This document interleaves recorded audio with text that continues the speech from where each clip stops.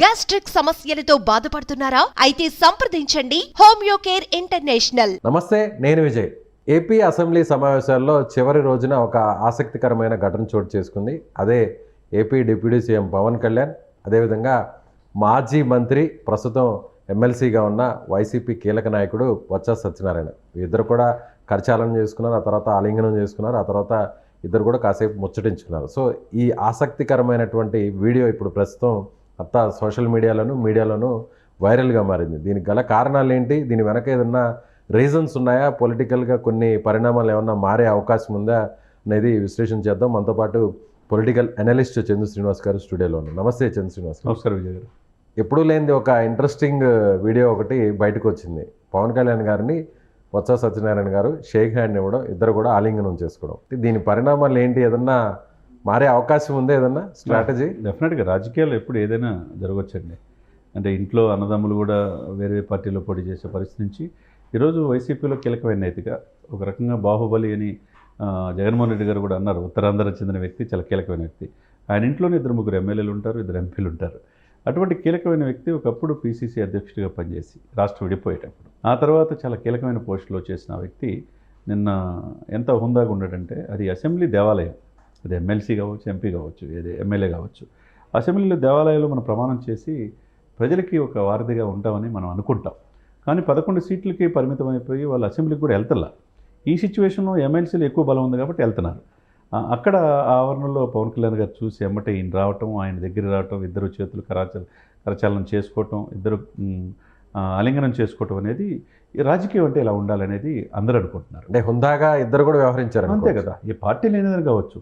ఇప్పుడు జగన్మోహన్ రెడ్డి గారి లాగా బాలశౌరి గారు రేవంత్ రెడ్డి గారికి అభినందన సభ ఢిల్లీలో పెడితే ఆయన వెళ్ళినందుకు ఆయన పక్కన పెట్టేశాడు. ఇదేంటి, రాజశేఖర రెడ్డి గారి పక్కన ఉన్న వ్యక్తి ఈ జగన్మోహన్ రెడ్డి గారు ఎందుకు ఇలా వివరించాడని చెప్పేసి ఆయన జనసేనలోకి వెళ్ళాడు, ఆయన ఎంపీ అయి కూర్చున్నాడు. ఇప్పుడు వేమిరెడ్డి ప్రభాకర్ రెడ్డి గారు లాంటి వాళ్ళని కూడా వదులుకున్నాడు.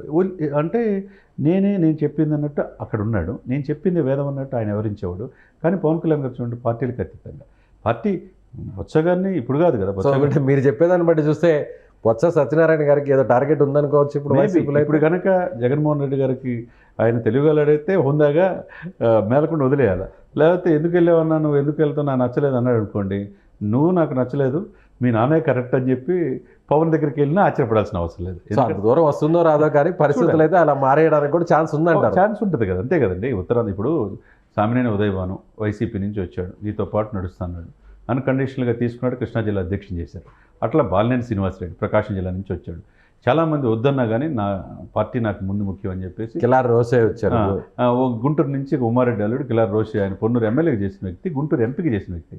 ఆ వ్యక్తి వచ్చాడు, తీసుకొచ్చి ఆయనకి ప్రాధాన్యత ఇచ్చాడు. అంటే పార్టీని గ్రాస్ రూట్లో తేయడానికి పవన్ కళ్యాణ్ గారు ప్రయత్నం చేస్తారు. అంటే దీంట్లో ప్రజల్లో ఉండే వ్యక్తులనే తీసుకుంటారు, ఎవరు పడితే వాళ్ళు తీసుకోవట్లా. అది జనసేనలో కనపడుతుంది. కాబట్టి ఇది ఏదైతే ఉందో, మనం అసెంబ్లీలో పోరాడుకుంటాం, కొట్లాడుకుంటాం, విధానపరమైన నిర్ణయాలు ఉండాలి తప్పితే ఇప్పుడు శాశ్వత శత్రులుగా ఉండకూడదు. ఇది హుందాగా ఉంది. పార్టీలు వేరైనా ఒకళ్ళొకరు పలకరించుకోవటం, ఆలింగనం చేసుకోవటం. ఆ పక్కనే తాడిచే చంద్రశేఖర్ ఉన్నాడు, ఎమ్మెల్యే ప్రకాశం జిల్లా. ఇద్దరు గెలిస్తే దర్శి ఎర్రగొండపాలెం గెలిచాడు, తాడిపత్రి చంద్రశేఖర్, ఆయన కూడా చెదరగొట్టుగానే ఉన్నాడు. అంటే గౌరవించుకోవాలి, ఒకరికొకరు ఇచ్చిపుచ్చే ఇదిలో ఉండాలి. కానీ ఏదో అదే వీడియోలో ఇంకొక ఇన్సిడెంట్ కూడా మీరు గమనించలేదు, పెద్దిరెడ్డి రామచంద్రారెడ్డి గారు వస్తున్నారు, ఆయన కూడా వెనక్కి తిరిగి చూస్తున్నారు అక్కడ. అవును, ఆయన ఒంటరిగా వెళ్తున్నారు, ఆయన ఒక్కడే కరెక్టే. ఇదిగో పిఎస్సి చైర్మన్గా ఉండాల్సిన వ్యక్తి ఎన్నికల్లో ఆయన బరిలో దిగారు, అనూహ్యంగా అక్కడ పులపర్తి రామయ్య జనసేన అభ్యర్థిని పిఎస్సి చైర్మన్ చేశారు. అంటే పెద్దిరెడ్డి ఎంత ఇది చేసిన వ్యక్తి ఒంటరిగా వెళ్ళిపోతున్నాడు అక్కడ. హుందాగా వివరించి బొత్స గారు అక్కడ ఉప ముఖ్యమంత్రి ఇద్దరు కలిసి చక్కగా మాట్లాడుకోవటం, ఇది రాజకీయాల్లో అందరూ స్వాగతించాలి.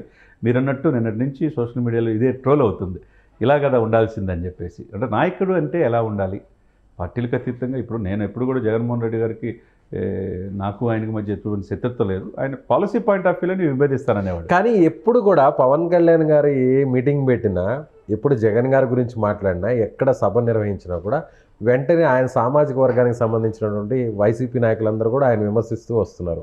ఇదే బొత్స సత్యనారాయణ గారు అనేక విమర్శలు పవన్ కళ్యాణ్ గారి గురించి చేశారు.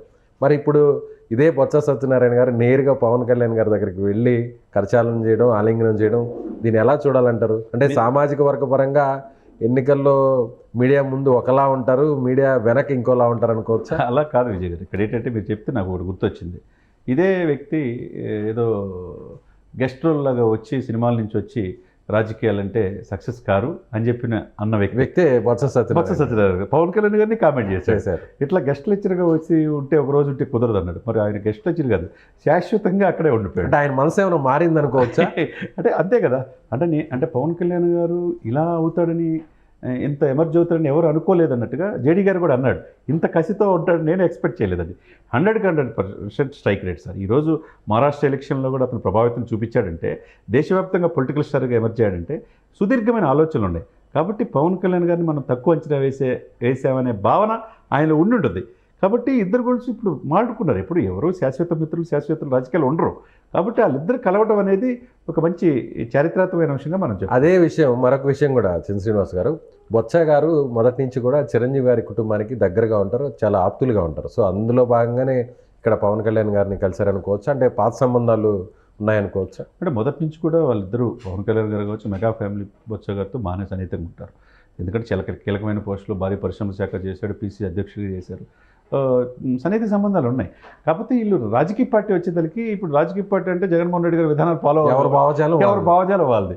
కాబట్టి ఆ లైన్లో వెళ్తారు తప్పితే, ఇప్పుడు ఆ లైన్లో ఉండి నేను పవన్ గారితో మాట్లాడకూడదంటే అది వ్యక్తిత్వం. అది వ్యక్తిత్వాన్ని నువ్వు కాదంటానికి ఎవరికి హక్కు లేదు.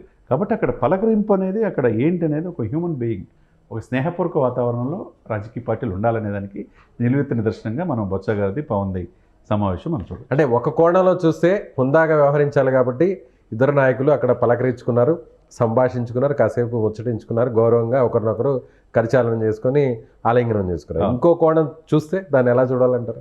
ఇంకో కోణం అంటే ఏమో భవిష్యత్తు మార్గం వేసుకున్నారేమో ఉందంటారా? ఏమో ఉండొచ్చు. రేపు ఉత్తరాంధ్ర నుంచి శ్రీకాకుళం, విజయనగరం నుంచి చాలా కీలకమైన వ్యక్తి బొత్స గారికి ఒక మార్కు ఉంది.